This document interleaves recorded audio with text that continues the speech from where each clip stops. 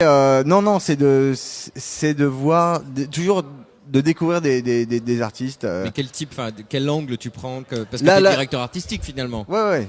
Mais l'angle que je prends en ce moment, bizarrement, j'essaye d'incorporer que ce soit le street art, tout ça, mais le street art, c'est un truc marketing. Maintenant, je pense que dans les compositions de street art, t'as des compositions qui se tiennent aussi, et qui deviennent une œuvre de pop art, une œuvre et c'est plus du marketing, c'est une œuvre qui se tient au niveau de la composition et de l'entente de l'histoire de l'art. Elle est belle selon tes critères en gros. Non, pas selon mes critères, mais si l'œuvre ou l'artiste arrive à établir un pont entre l'histoire de l'art et la création contemporaine, il a déjà réussi ça. Maintenant, si la forme C'est-à-dire suit, qu'il apporte quelque chose lui. voilà. Ouais. Si la forme suit, on peut avoir un artiste majeur. Si la forme suit pas, il y a toujours un décalage entre la forme et le fond. Donc, Et voilà. qu'est-ce que tu penses justement de ce qu'on peut trouver dans les galeries rue Chapon ça apporte quelque chose à la création ou c'est autre chose? C'est autre. Tu veux dire quoi? Tu veux dire dans de voir d'autres galeries? Ce qu'il y a dans les galeries justement, est-ce que ça sert à quelque chose ou est-ce que Ouais, bien sûr. Non. Tu redécouvres en fait des courants qui ressortent, qui sont visibles à nouveau, qui ne sont pas encore dans les musées, puisque finalement la dynamique des galeries, c'est d'arriver à projeter les artistes avant qu'ils soient institutionnalisés.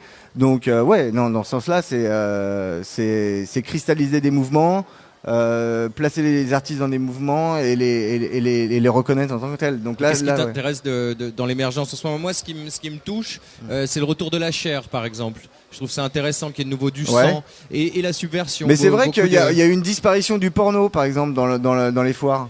À un moment, à la FIAC, il y a une dizaine d'années, il y avait que du porno. Maintenant, il y a une disparition totale. Donc la chair, il y a de la chair, on dépasse l'esthétique, on revient dans le corps. Ouais, on revient dans le corps. C'est plutôt un moi, ce qui m'intéresse, c'était moi en ce moment, ce qui m'intéresse, c'est une artiste qui s'appelle Jeanne Briand et qui traite du post-humain. Donc moi, j'axe finalement l'esthétique de la galerie de plus en plus vers ce courant du post-humain, disons. Alors il y a les hommes verts qui nettoient cette ville chaque jour et qu'on aime. Ouais. Donc on va se lever. Qu'est-ce qu'on fait? On se lève ou pas? On se lève. On se lève, on les laisse passer. On se lève pour les hommes verts. Alors une musique pour les hommes verts. Une musique pour les hommes verts. On va bouger les chambraires. Nous sommes dans la rue, au 60 de la rue Chapon. Ben, ils vont faire leur travail, non? Ils font leur travail. Non, ils font pas leur travail. Ils font pas leur travail. Alors, nous, on fait la rue sera dégueulasse. Anouk, sur le micro noir, nous a rejoint, qui est donc Anouk in the house. La responsable de la galerie Anouk in the house. C'est presque la dernière arrivée dans la rue parce que une nouvelle est arrivée au 58. Ah non, je suis ouverte, moi. Non mais t'es ouverte, mais t'es la dernière à avoir ouvert. Ah mais non, entre temps il y a eu Eva Pile aussi, Eva Aubert, pas Eva Pile, Eva Aubert, ouais, qui vient d'arriver et te voilà donc avec nous. On va entendre ta voix. Voilà, on t'entend, le micro fonctionne.